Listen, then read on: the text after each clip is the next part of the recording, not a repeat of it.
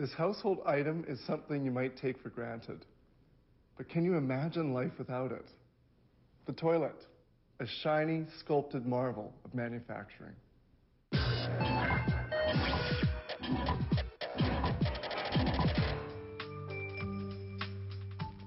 The first public restrooms appeared in ancient Rome when the Emperor Vespasian built latrines. Such public urinals became widely known as Vespasiennes by 1840. In 1775, the invention of a water flush system created toilets somewhat resembling today's convenience.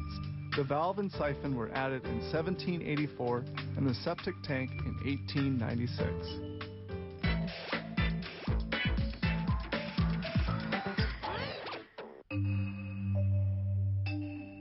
A toilet is an everyday object whose fabrication requires several days of work.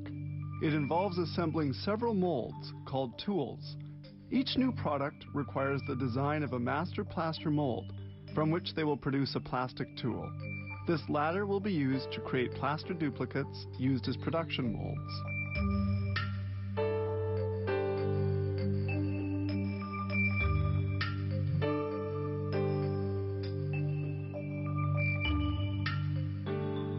The plaster production mold of a toilet is made from 6 different tools, which have to be assembled.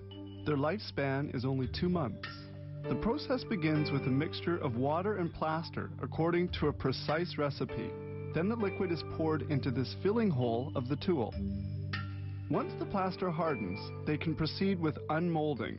They strike the end at the junction of the plaster mold and the tool with a rubber hammer so as not to damage the plaster.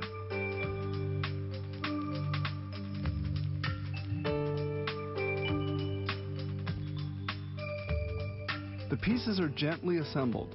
The toilet softly takes its shape. It's in this same mold that they will later color the clay.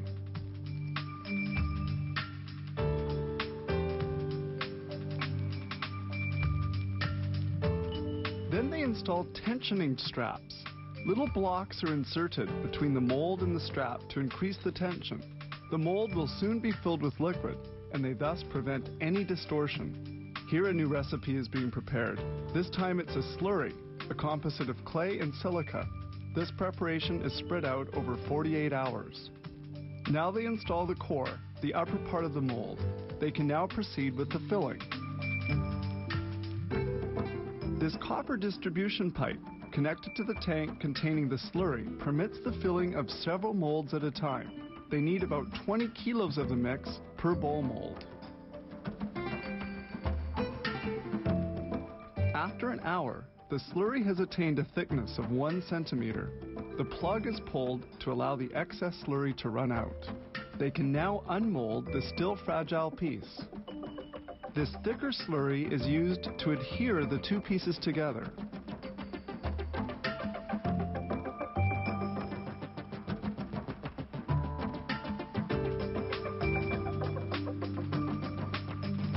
They cut the holes and unmold the ensemble. The toilet is now molded. Then, to obtain a perfect appearance, they remove the little fillet formed by the surplus adhesive slurry. The toilets air dry for 36 hours, then in a warm air dryer for 12 hours. Finishing must be impeccable. They carefully sand the surface to make it perfectly smooth. A vacuum draws up the dust. Then with a jet of compressed air, dust and debris are blown away. Bowls are hand-painted in a special room.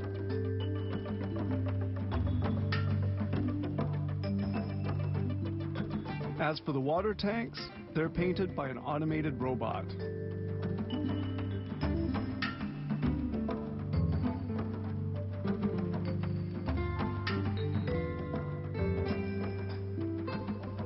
This truck carries the different parts to the final fabrication stage, baking.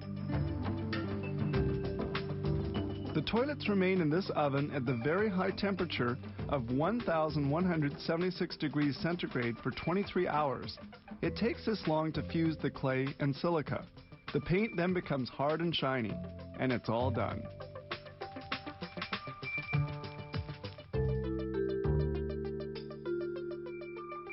The toilets in the different bowls now take on shapes more elegant than in the past, but the fabrication of each one of them will have the same basic construction steps involving 20 kilos of slurry and almost